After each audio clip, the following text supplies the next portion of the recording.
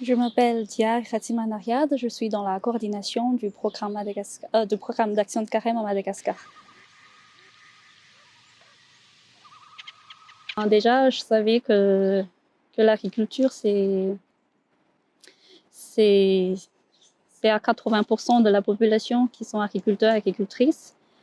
Mais ce qui me choque, c'est que ce sont ces 80% qui sont les plus pauvres, les plus vulnérables. Donc je pensais qu'il fallait agir, il fallait faire quelque chose pour changer un peu cette situation. Pourquoi ces personnes qui produisent de la nourriture pour tout le monde, pourquoi ce sont eux les plus pauvres? Donc c'est un peu dans ce sens-là qui m'a poussée à suivre cette voie.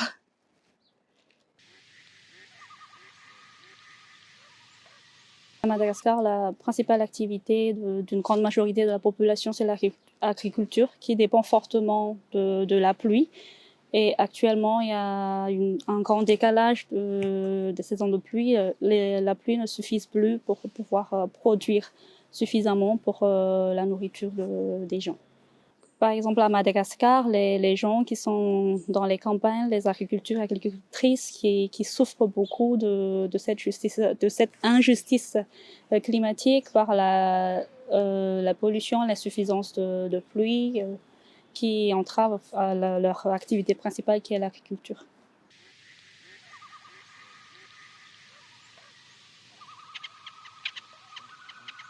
Pour moi, les leviers, ce serait premièrement l'accès aux ressources des petits producteurs.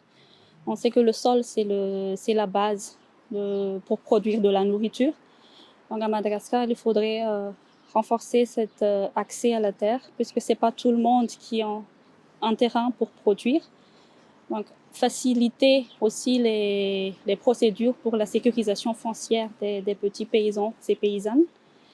Et aussi promouvoir plus les techniques de production plus durables pour mieux s'occuper de ce sol qui nous nourrit.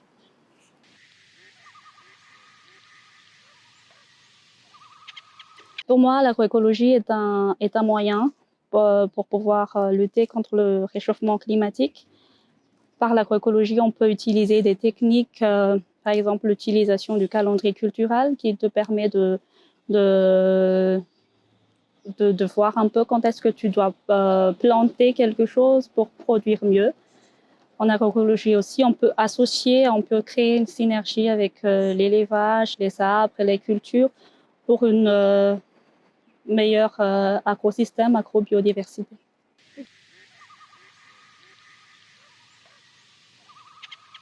Donc, avec l'agroécologie, on essaie de diversifier la production. Et par la même occasion, on essaie d'apprendre aux gens aussi de changer un peu l'habitude alimentaire.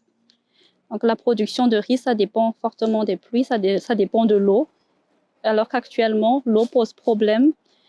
Donc dans l'agroécologie qu'on fait, on essaie de diversifier les productions, on essaie de trouver d'autres produits pour l'alimentation, pas vraiment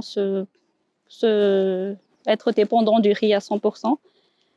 Mais il y a beaucoup de rizières qui peuvent être exploitées, dans le sens, mais l'agroécologie, on essaie vraiment de diversifier et aussi, on touche aussi le côté habitude alimentaire. On essaie de diversifier l'alimentation aussi, diversifier les cultures et diversifier l'alimentation.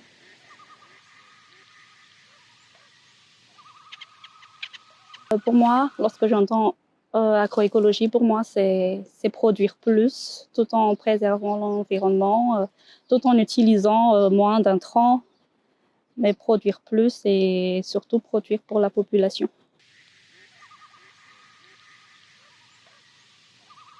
Euh, pour moi, le message, c'est peut-être que chacun on a notre part de responsabilité. Donc, s'il faut agir ensemble pour la bonne cause, pour qu'il y ait plus de justice pour tout le monde, que ce sont des grands pollueurs ou les petits paysans et paysannes. Donc, pour moi, c'est surtout cette solidarité d'aller ensemble vers un objectif commun.